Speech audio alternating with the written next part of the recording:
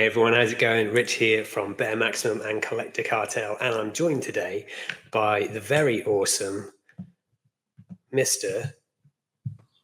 Michael Walsh. Here he is. Hi, thank you for having me, Rich. Great. Well, thanks for coming on board. I know that it's still pretty early where you are. Yeah, it's 10 o'clock, so it's not too bad. I've gotten a little work done, got a coffee, got my kid off to school. So I'll do a tiny introduction of you. So for people who might know you at the moment from Exquisite Corpses, which is what we'll probably do a lot of talking about, you are the creator of Silver Coin. Pretty big deal. Artist and writer of Frankenstein very recently. Mm-hmm. That seemed to have gone very, very well. And of course, you're now the co-creator of Exquisite Corpses with James Tierney IV.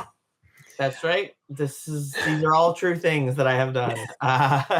Yeah, I've been around I think I've been drawing comics professionally for almost 15 years now. I had a book, my first book with Image was 2013, but we would have started on it a year or two before it came out. So, I'm coming up on 15 years. Wow. And I was at Marvel doing work for hire stuff for quite a while there. I think 7 or 8 years. I worked on every superhero under the sun at Marvel, starting off on Avengers, and then I did X-Men and some Spider-Man, some Hawkeye, some Rocket Raccoon.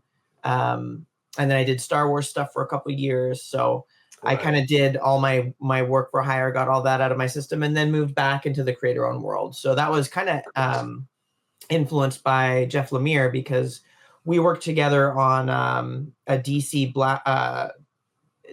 Dark Horse crossover comic called Black Hammer Justice League, mm-hmm. where his creator-owned superhero team, the Black Hammer, teamed up with the Justice League to stop some evil shenanigans. And working with Jeff on that after having talked to him for so long and wanting to work with him, and him being a really important figure in terms of his influence on my work, it really incentivized me to get back into doing creator-owned books, because it had been so long for me. It had been 10 years. So I conceptualized Silver Coin as kind of my inroad back into creator-owned, a way to really push into the horror world, which was something that I wanted to be drawing for years. Silver Coin was the first book back into creator-owned work.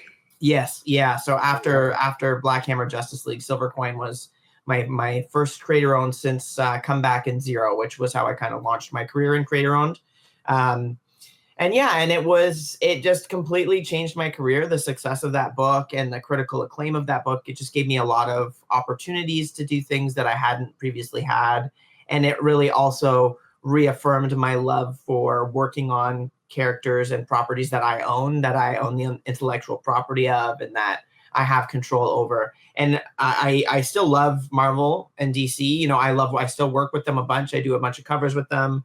I've done some little shorts here and there for them in the last couple of years, but I think my love is firmly in creator-owned world right now. Yeah, it's weird. I personally speaking, like, whenever I thought about writing when I was younger, it was always like, give me Spider-Man and I will, I'll do X, Y, and Z with it. And when I started writing my own book, it felt like, oh, actually, there's so many established rules here. Yeah. You've got to fit within them. And I guess that's the benefit of having your creator-owned work, is that you build the tools, you build the rules, and whatever you say goes. Yeah, totally. I mean, there are a significant amount of work on a creator-owned compared to a work for hire book, where you're working with Marvel or DC and they have the infrastructure and the editorial teams to make things just really move quickly and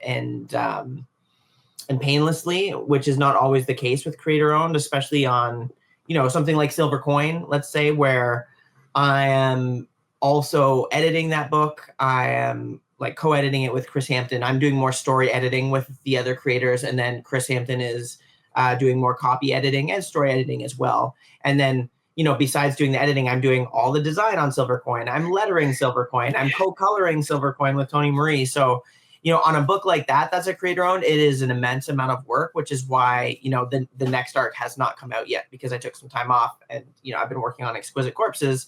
Silver Coin is just so much work. But on something like Exquisite Corpses, James has created a team of people that are so incredibly talented with Tiny Onion, and they're able to facilitate the construction of a book almost in a way that a company like the Big Two can, where they've got multiple editors, they've got a production team, they've got designers on staff, where they're able to just make this happen in a way that feels so organic and so clean and productive, that I think it has given me and James the opportunity to do like such a big project in terms of the scope of what this is. And in the creator-owned world, you're not usually able to do things like this because most people do not have the infrastructure of Tiny Onion. You know, James has built this machine that is going to be able to create some really incredible books over the next few years. So not only am I super thrilled with Exquisite Corpses, but I know what, you know, Tiny Onion has planned in the next few years, and there's some incredible things coming.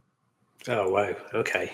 Well, I mean, I was going to ask you about getting into the comic book industry kind of like from before then. But if you want to chat about Exquisite Corpses, there seems to be a lot to talk about.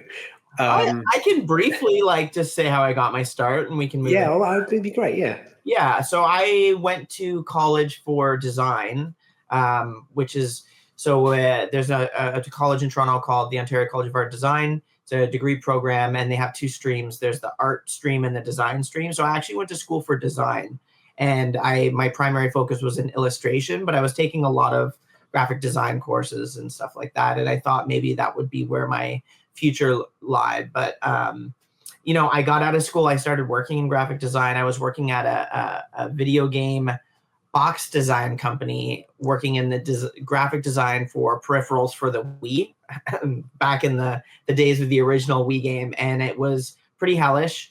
It was like I was part of a production line. I grew up working jobs in factories and whatever job I could get my hands on. I'm from, you know, a very blue collar family. And honestly, working in design at a company like that felt like I was working on the production line at a factory, or just do this, do that, work overtime, do this, do that. And I kind of lost my love for that kind of work. And it really pushed me to get back into doing comics, which is what I always loved. So it took me a couple years, but I worked on a portfolio, worked on refining my style, and started pitching books because I always wanted to write and draw. So early on in my career, I was pitching books that I was writing and drawing. And then I met Ed Brisson, and I really loved his writing. We started pitching together. We did a bunch of pitches over the course of a year. And then Come Back was my first book. So we got that picked up by Image Shadowline. And after there, everything just kind of kept moving and rolling. I went from Come Back to X-Files to Zero to Marvel to do Avengers. So I was very lucky in my career. Once it started moving, it all moved really quickly for me.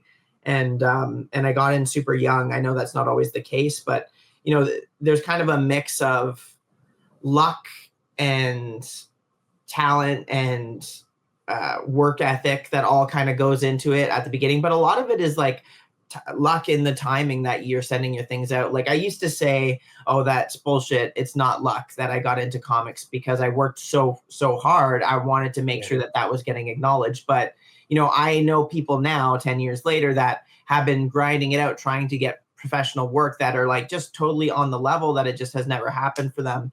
And I think a lot of that just comes from like getting it in front of the right people's eyes at the right time when they have a book available, because like I said, it's a very small incestuous industry, and people are hiring people that they know oftentimes. So, you know, you just never know who's going to see your work and who's going to give you a book or when it's going to work out. So I guess my advice for people coming into the industry is just keep grinding, keep putting your work in front of people's eyes, make friends within the industry, with your peers, with your colleagues that you're coming up with, because you never know where you're going to get work from.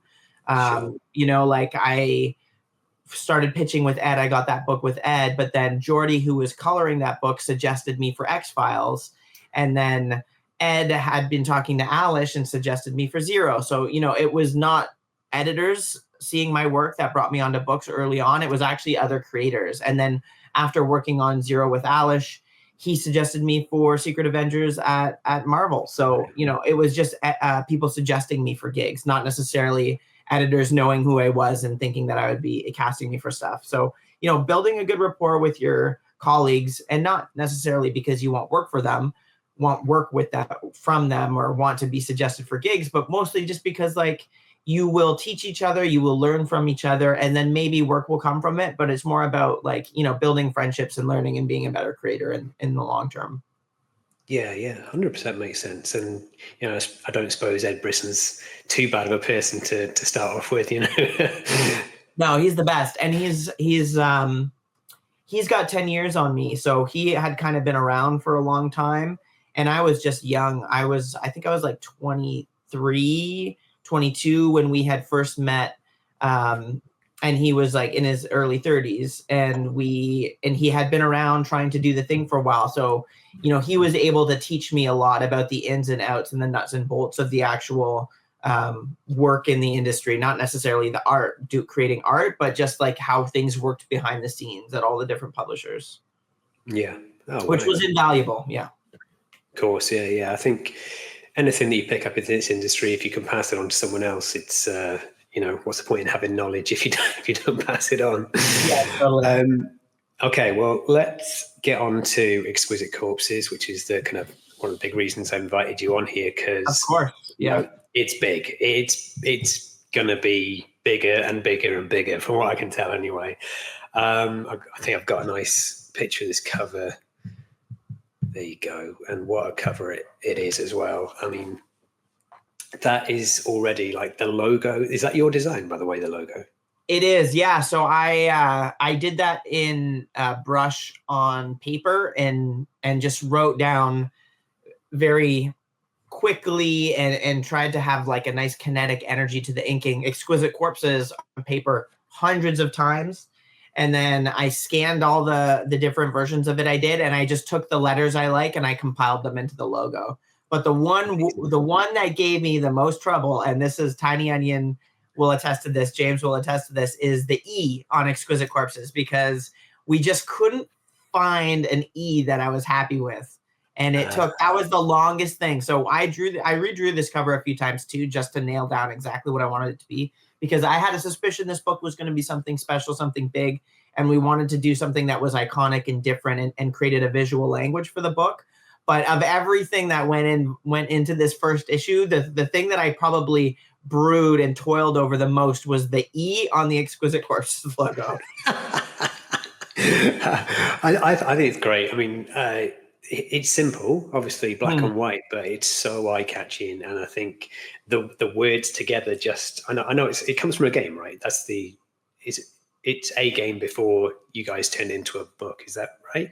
Yeah, so Exquisite Corpse has been around for hundreds of years almost, and it's a game where there's two versions of it. One is where someone starts drawing a picture and passes it over, and then another person draws more of the picture and then pass it over, and through a group of this shared artistic experience, you create one large image with a bunch of creators. There's a version of that also where it's about you write a line of text and then you pass it on, and then someone else writes the line of text. So it's about bringing a bunch of artists together and then creating something. And so just thought that would be fun to play off that idea of what that old-fashioned game Exquisite Corpse is by making a comic with some of the conceits of what that game is. Yeah, well, I mean, what the wonderful thing is as well, like it's very telling of the story.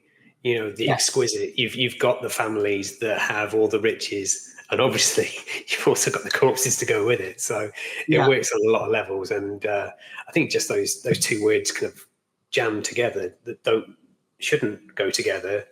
It's really, really cool. And the fox mask killer is already very iconic. Yeah, James has such a good eye for iconography and what I think people are going to be attracted to as readers and fans of comics. Like if you look at his past few books and you think about Erica Slaughter and you think about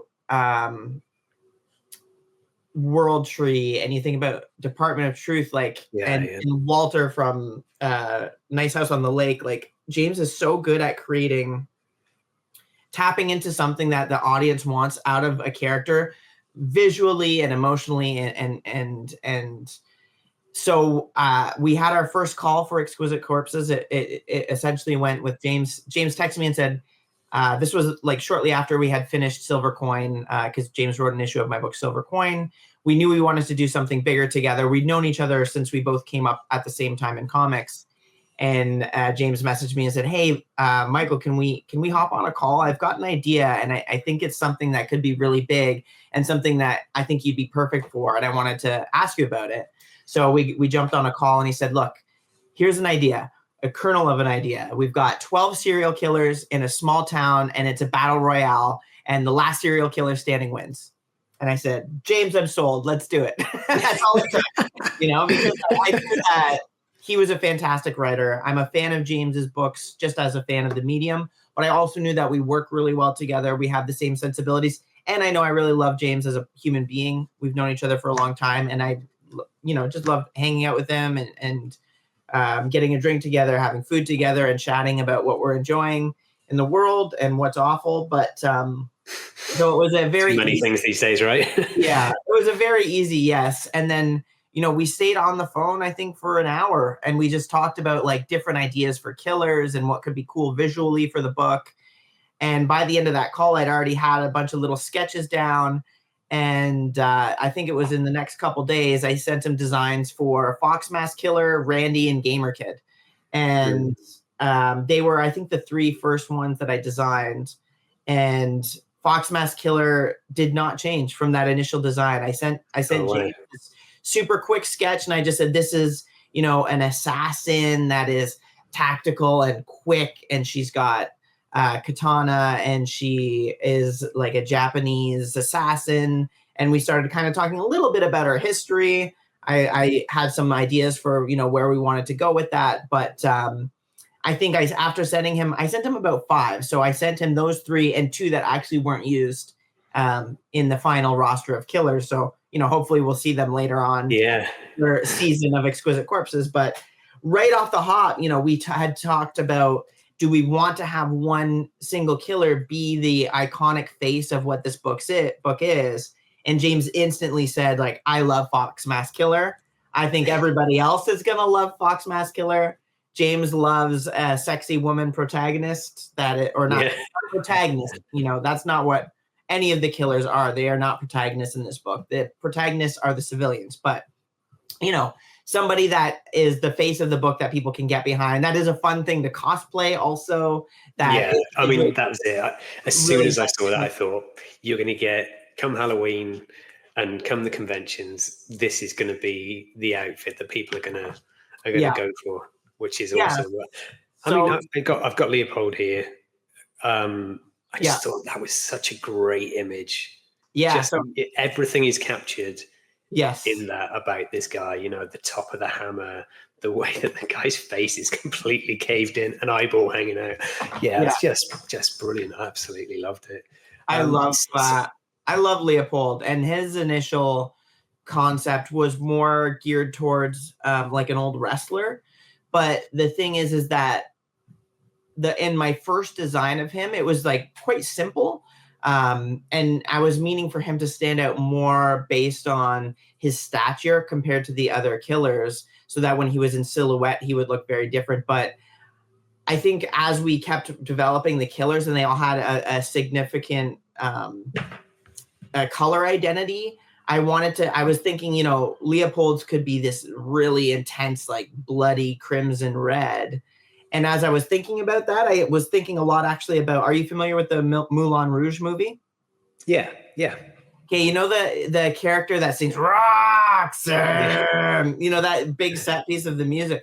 Then that kind of pushed me towards almost like the carnival version of this, like master of ceremonies of a carnival. So those 2 influences put together is what resulted in the design for Leopold Strong. Yeah, I've actually got. I was trying to put my favorites. It's like, I can't put them all in, but I think Randy is just wonderful. Like, it's so devious. Thank you. Yes, Randy is probably my favorite, and I think Randy's going to be a lot of people's favorites. Honestly, he's got that nice mix of like silliness, but also absolutely terrifying and menacing.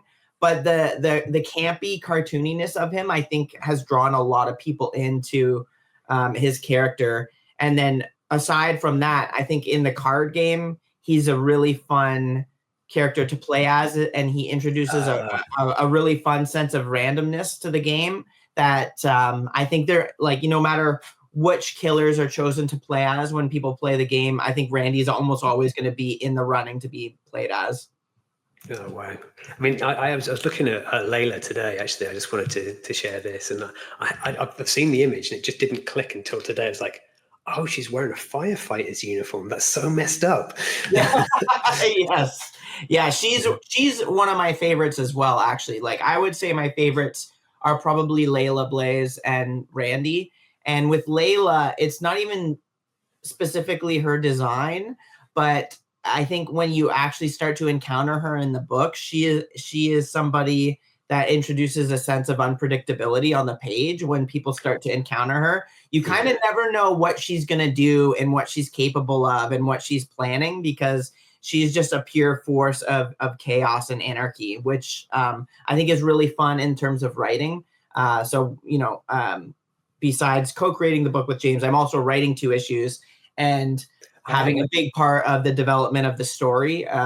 So, Layla Blaze is a bit of a pet favorite of mine in terms of like her character and where she comes from and what she's like.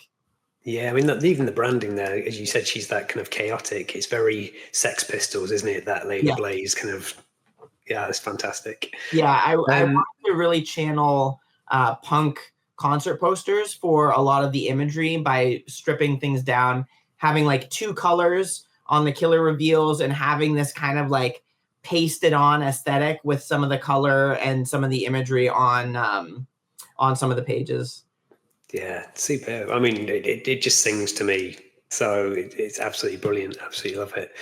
I mean, I guess one thing moving on from characters is, the first issue itself. I'm not going to, if people haven't read it, no spoilers here, but I will say the immediate first thing that when I turned the first page is season 1, issue 1. Mm-hmm. How big is this thing going to be? Well, I mean, that's going to depend on you guys, on the people that are reading it and on the people that are supporting it. We have long-term plans. Yeah, we titled this arc of Exquisite Corpses as season 1 for a reason, because we knew pretty early that we had something special and that we had a lot of ideas for this world and for these characters and for the way that the games could work and have worked. The Exquisite Corpses games within the continuity of the comic have been around for over 100 years. So there's been many, many games in the past, and the games aren't ending anytime soon. So there's, we know what the next games is going to look like. And, with some of the fan response to a bunch of these characters, also, the killers themselves are not really the main characters of this book. It's focused on the civilians, but there is opportunities for us to tell stories about these killers, to get some of their backstory, to see why they may have been recruited for the games. And, whoever wins the games, we might want to see what's next for them as well. And, killers don't really repeat throughout the games as well. So there's just, it's such a big, dense world. And there's so much to explore here. So, I'm very thankful that readers have come out in droves and are supporting the book, because now it's given us the opportunity to start planning for things, years down the road, which is always super exciting. And, I haven't always had the opportunity to do that in the books that I've worked on. It's nice to really dig in and to set something up that has this kind of longevity. Cool. I think one thing that as well appeals to me, like issue 1 is a great first issue. It's all about setting up, which is what a first issue should be, but also giving you the bit of the action that's coming. It starts in this kind of very subdued way in the pumpkin, very, very clever, by the way. I like that. It's Halloween. In that the gas station, and then you just can keep bringing in these new characters but the people behind them as well. It tells you so much in those very brief interactions with the games master, that you know what type of people they are, why they've hired these types of killers. And I think they know it's not just about the writing at all. Obviously, I think it's a great mesh of the way that the images look. And I don't mean to be detrimental at all, but like, it's quite simplistic, a lot of that in that setting, in Mhm. the house where they're all meeting up. Everything's quite simple, but it tells a huge story just by kind of looking at a face or a suit. It's absolutely brilliant. Yeah, that simplicity was by design, because if you look at a lot of the pages where they are behind the scenes and controlling the games, those pages are very, very dense with dialogue and with a lot of panels. And we knew that the killers were going to be revealed in half-page sequences, and then also their families introduced in those half-page sequences.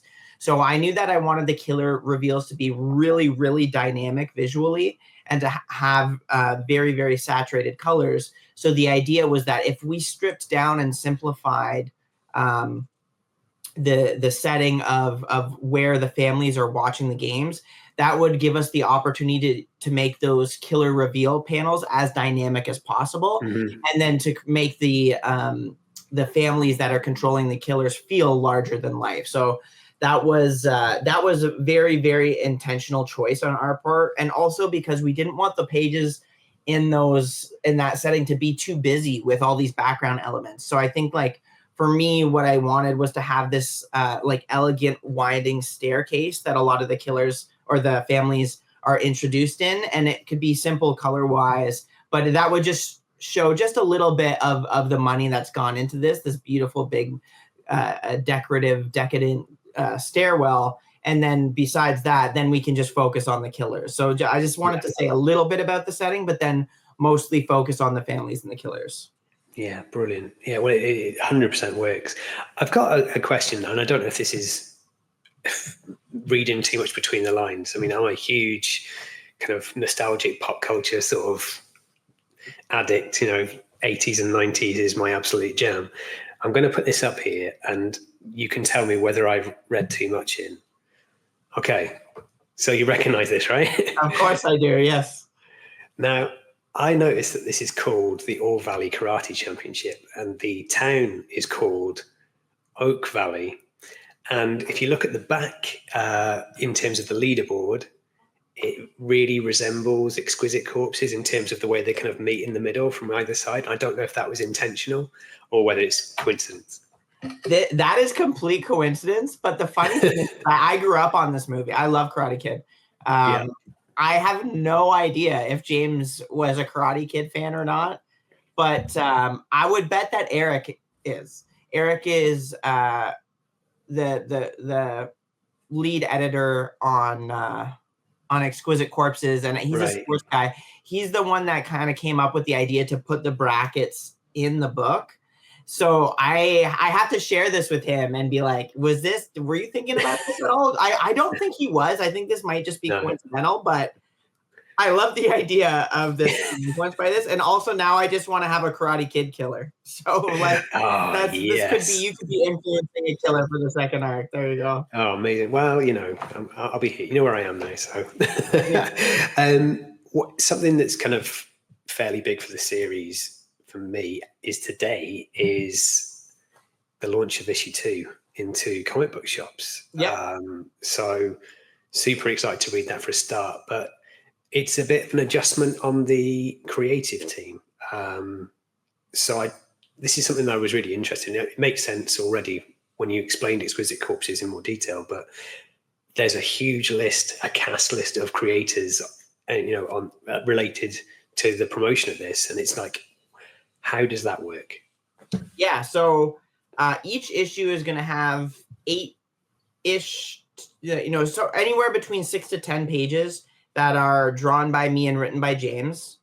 And then there also will be the core story from the civilians will be told by some of the Corpse Crew team. So I'm writing the core of 2 of the issues.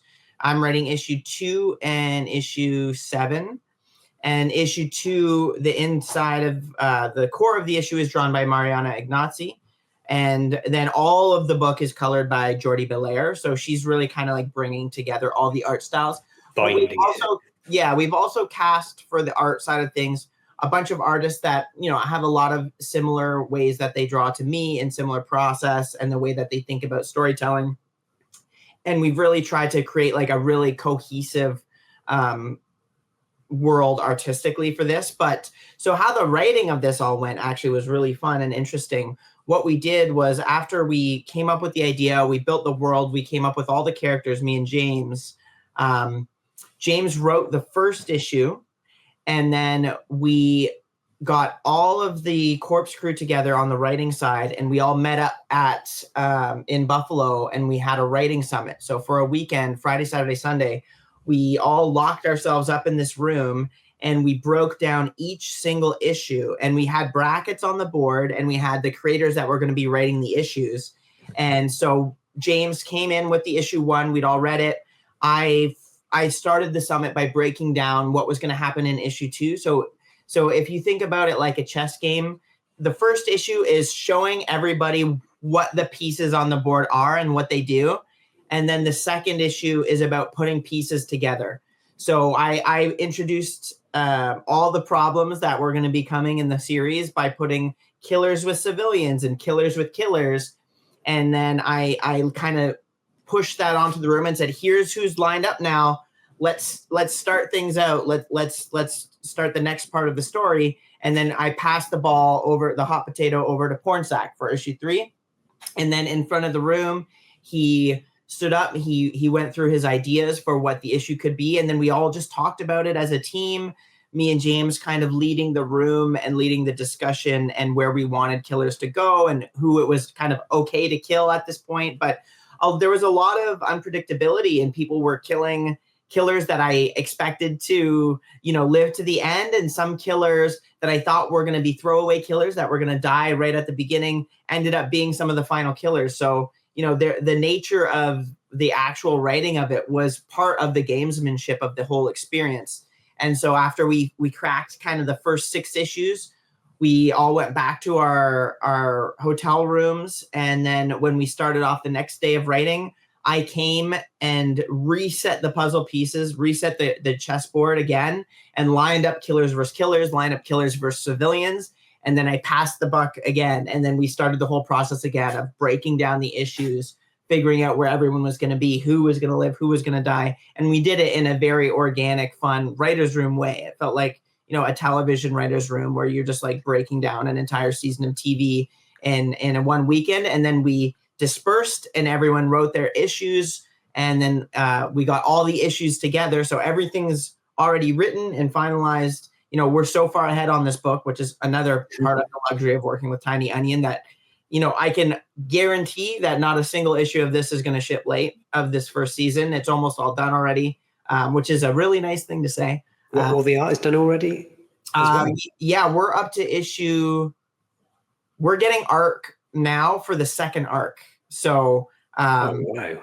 Yeah, we're way ahead on everything. And, with juggling this many creatives and creators, we wanted to make sure that we were working really far ahead in advance and able to, get people paid out early, and then make sure that we had all the assets for all this stuff way far ahead, which is, really nice. And it's really nice to be able to, tell readers, like, we're done almost everything. It's not going to be late, which is a great thing for people who are really count on their books coming monthly. Yeah. I mean, this is I know it's unavoidable, but, as a reader, you kind of, you need that kind of momentum to keep things going. Otherwise you risk that chance that it's out of people's consciousness and they move on to the next big thing. So if you are able to do that, I think that's pretty huge. Yeah. I guess something that's super important to talk about is the TCG. Yes. So what you've tapped into here, from what I can tell, is, okay, who are our core audience? They like comic books, so they clearly like collecting stuff. What else can we throw at them? Yeah. Well, it's funny. I didn't, when I had the idea for the game, I wasn't really even thinking about the collectability of it. I was just thinking it would be fun to develop a game, because I've been working for Magic the Gathering for the last few years, developing art for the card game and like understanding the ins and outs of how that kind of production system works. But I'm also just a lifelong fan of Magic the Gathering, of, Pokemon, of other TCGs, and then also of board games. Like I'm playing board games with my wife all the time, with my friends all the time. And, we love Werewolf. We love things like that are more about the social strategy of the thing. And I've always found, for me, it's hard for me to get people to play Magic the Gathering because there's such a high barrier of entry. It's such a complex game. And if you haven't played it for years, it's pretty hard to just jump into a game and play against veterans of Magic the Gathering. So, I really wanted to build something that had a very low barrier of entry, was really easy to play. You could literally just, read a one page of instructions and sit down, watch one round of the table go around, and then you could sit down and play. It's that easy. But the whole idea for this came from that very first call with me and James. We were talking about the Exquisite Corpses, talking about all the killers. And, I think I said, this would make such a great video game, like a fighting game, or this would make such a good actual battle royale game. It would be so fun to play as these killers. And then I kept thinking, and I thought, this would make such a fun strategy card game. And at first I was thinking more along the lines of something like Werewolf, but then it really struck me that people would want to role play as these killers. And if you could get a big group of people and everyone was playing as one of these killers, having their own Exquisite Corpses games, getting to decide which killer lives, which killer dies. Like, one of your favorite killers might die early in the book, but playing the card game gives you the opportunity for that killer to win the games, So it's a really nice way for people to like kind of choose their favorites and to kind of shape the way that the games play for themselves, and to play and to do a bit of role playing. So, it was kind of a flighty idea at first. I said, yeah, this could make a great card game. I can develop a card game. Yeah, sure, you can do it. Yeah, let's see how that goes. I don't think he thought I was super serious about it. And I don't even know if I thought I was super serious about it. But as I started drawing the book and designing the characters, as an artist, for me, I have a very busy mind. I'm always kind of thinking a few steps ahead and thinking about the potential of something and how large it can be. And so I'm often drawing, but in my head, I'm writing another of the books that I'm working on, or I'm thinking about something, or I'm thinking about, just ways to promote a book and stuff like that. So as I was developing the characters for Exquisite Corpses, I just kept ruminating on the idea for a card game and how that could work. And at the very first story summit that me and James had, I brought a proto version of what the card game could be. And I said to the group, here's something that could work as the Exquisite Corpses card game. Let's play it with the full Tiny Onion crew. Let's do a play test and see how it feels. And right away on that first time we played the Exquisite Corpses card game, we all kind of knew that it was working and that it was so fun. And, we were laughing so hard the whole time. And there was like a lot of competitive edge to it. People were trying really hard to win, but it wasn't overly competitive in that like people were getting frustrated or hurt, because the games are pretty short. You can play a game in a half hour to an hour and then just jump into another game right away and play as a different killer. So, we right away realized, okay, actually we have to do this. We have to make this thing real because it is so fun. And, all the Tiny Onion crew really love the characters too. So getting to role play as them in an Exquisite Corpses tournament, it was just so fun. And we knew that we had to actually make it a thing. And then we weren't even thinking about the collectability of it. We were just thinking that this would be a really fun thing to develop. It would be really cool to have and to release simultaneous to the game. I think I had the idea of putting the cards into the books. Initially we thought we'll just print them on that back cover. People can cut them out. And then I think Tiny Onion said, well, why don't we just actually like release a polybagged version with the card in it? And then people can get an actual early copy of the cards. And so, you gotta really respect the business ideas and the business mind of a lot of the people behind Tiny Onion. And also you tapped into it because straight away. That issue one, not only can you get the lone gunman, you can get the foil. And it's like, all right, well, that's super collectible. How do I get it? And it brings that kind of sort of childish wonder to it, I suppose, is the way of putting it. Is that I don't know about games cards in the US, but like having the shiny, the one that you're always aiming for, and so like having that, and then when the second print there was the 1 in 10 as well, which seems to have like slipped under the radar from what I can tell. So I know that we couldn't get it in the UK, so in the Collector Cartel we've we've managed to get them ordered in from the US sort of thing. And it's like, what is this going to be? And I've not seen any pictures of it yet. And that comes out today as well. Oh yeah, that's not been out yet. I forgot that came out today. I thought that had been. So I guess you probably know what's in there now. No. Oh, okay. All right. Well, It's really nice surprise. But it's. I will say it's not a killer card. Okay. Well, this leads on to another question that I picked up on something you might have said earlier on, is that the townspeople are the main characters of the story. And I was going to ask, do you get the opportunity to play as a member of the public, as it were? You don't play as any of the civilians, but they are a part of the game in another way. Mm-hmm. And you will see there's going to be a hint in the card that's in the second printing of issue 1 about one of the other parts of the gameplay besides. So, I'm not going to explain the entire game, but how it works is you choose a killer or 2 killers if you only have. So like the game works best when the player area has, at least 6 killers on it. So if you want to play the game with 2 players playing, then you could each select 3 killers. So that way there's just a bunch of killers on the board, but we wanted to make sure that the game was accessible if you didn't have a bunch of friends to play with, right? So we wanted to make sure you could play with 3 people, 4 people, 6 people, 12 people. So, right now we're still kind of play testing 2 players. Originally it was meant for 4 to 12, but I think we kind of cracked it now. And we've got like a year before the full game comes out. But one of the most fun parts of the game for me is this element of the game that is going to be called an event. So we're introducing some events from the comics and some events that are going to be happening in the comics or maybe in the past of the Exquisite Corpses games. And these will be happening within the card game as well. So you play as your killer, but there's not just the killer cards. There's other cards involved in the game as well. Another resource, I guess you could say. And the first of which is going to be available to the public today in the second printing of issue 1. Wow, that's exciting stuff. Yeah. For me, it's one of the most fun parts of the game, and that part of the game is also completely changeable. So there's going to be all these different cards that are event cards, and the event deck is changeable. People can bring whatever event cards they have to the game and shuffle them into the event deck, and the event deck is a communal deck that people play with. Right. Wow. Yeah, it's very fun. It's interest peaks. Let's just say that.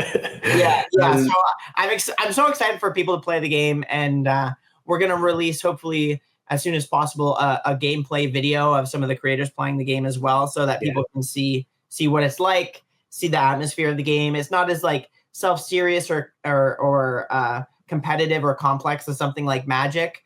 It's got a little bit of the werewolf theme where you're making alliances, you're breaking alliances, you're choosing who to kill or who to attack on your turn.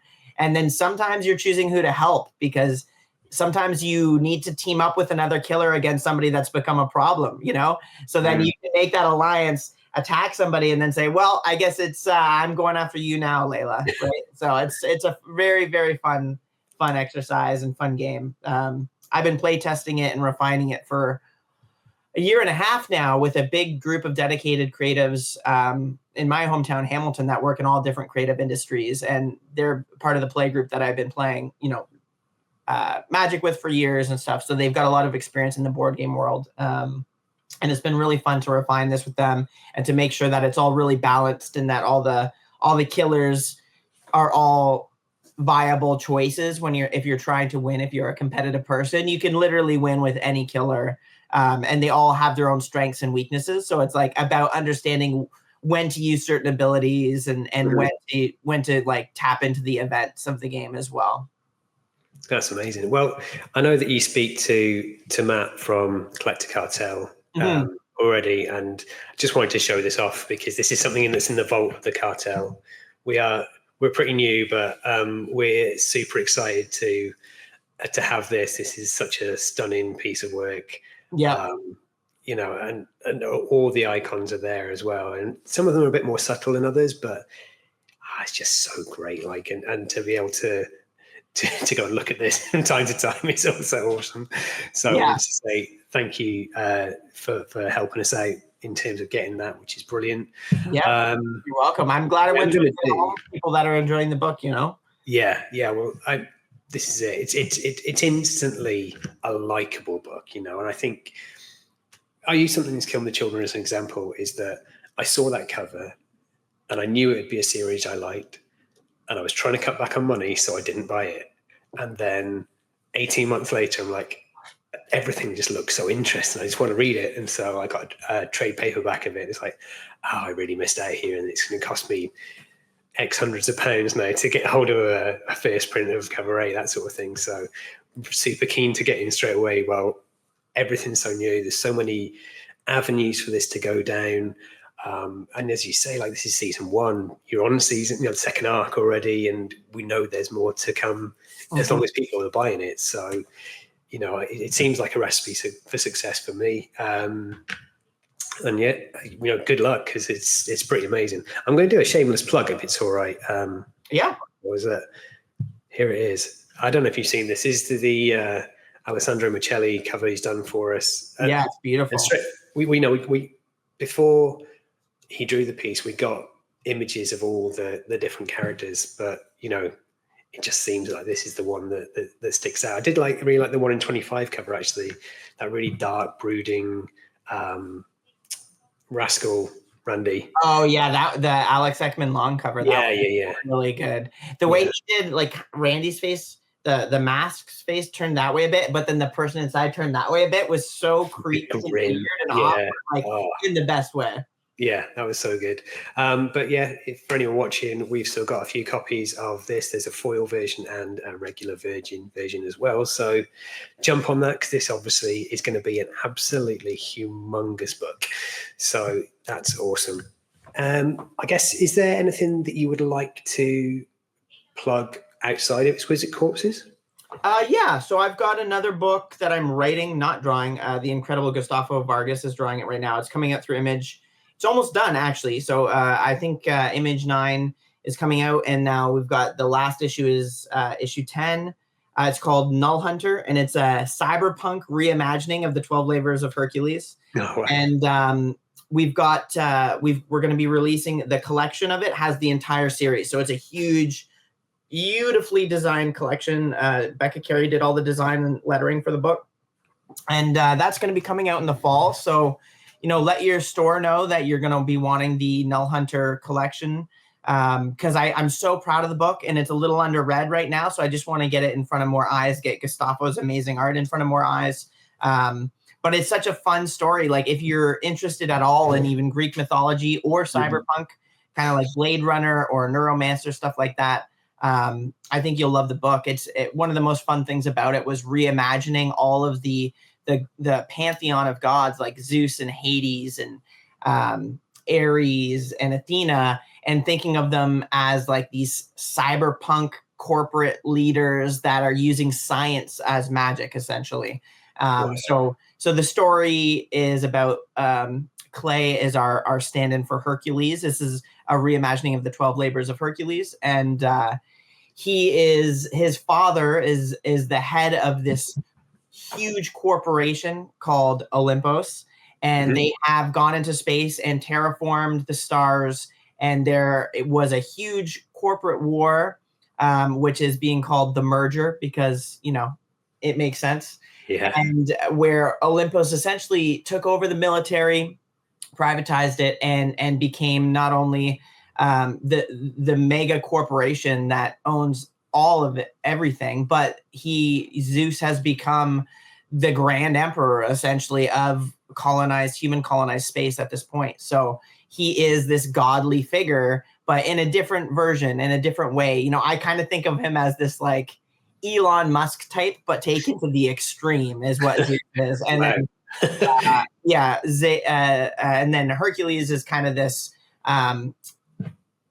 person who was part of the war, and then was trying to lead his own life away from violence, and gets pulled back into the Olympus umbrella, and is sent on these missions for Zeus to into what is called null space in our book, which is like an area of space that Olympus doesn't have control of right now because their sources are so depleted. So they need to send a single agent to kind of rein things in for them, and that is where Hercules comes in to do his 12 labors. And it's really, I had such a blast writing it and reimagining these stories that I grew up in. I always loved Greek mythology growing up, so I highly recommend it. I'm very proud of it. Gustafo's art is incredible. And I'm hoping, I want more people to read it. So get out there, pick up your issues of Null Hunter, and be aware that the trade paperback is coming out in October, I believe. And it's going to be we're kind of rebilling the title of it as Olympus Null Hunter, because we just want to. I feel like people weren't really getting the connection to Greek mythology with just the title of Null Hunter. So we're rebranding for the book market as well as Olympus Null Hunter coming in the fall. It sounds incredible. Absolutely right up my street, just like Exquisite Corpses. So I think that's it. It sounds like a smart move, and I massively regret not having read it already. So there you go. And Silver Coin. So my horror anthology series that I draw all of. So it's an anthology, but on the writing end. So I draw all of it, and then we have new writers on each issue. I write every 5th issue with a very heavy on mythology issue, and then we have other incredible writers in. We've had Chip Starsky, Jeff Lemire, James Tynan, Rom. We've had Matthew Rosenberg, Vita Ayala, Stephanie Phillips, Kelly Thompson, and some of the most incredible writers in comics. I was going to say, it's a who's who of writers. It's pretty incredible, and I've been very lucky. And there's 3 trade paperbacks of 3 volumes of Silver Coin, and there's the next arc is going to be coming out sooner rather than later because I'm already deep into it now. So yeah. So are we calling that season 2, or is that? No, we're just going to go right into issue 16, I believe. Yeah. And just start the volume 4 will be the title. That's the plan right now, but we'll see how it all goes once we put it into the publishing schedule. Amazing stuff. Amazing. Well, thanks so much for spending the time with me today. Chatting about comic books is a thing that I love doing, and to get it with someone who's making those comic books is even better. So we'll be waiting with bated breath for issue 2 and beyond, and the game, and I'm sure there'll be more than that. It feels already in issue 1 like it's going to be a TV show or even a movie. It's got that immediate appeal and grab. So long may it be an awesome comic book and beyond. Yeah, I mean, I hope so. I can't say anything right now, but it would be cool to have a TV show or a movie of Exquisite Corpses. Fantastic. Cool. Well, thanks, Michael, and we'll see you again. Thank you for having me.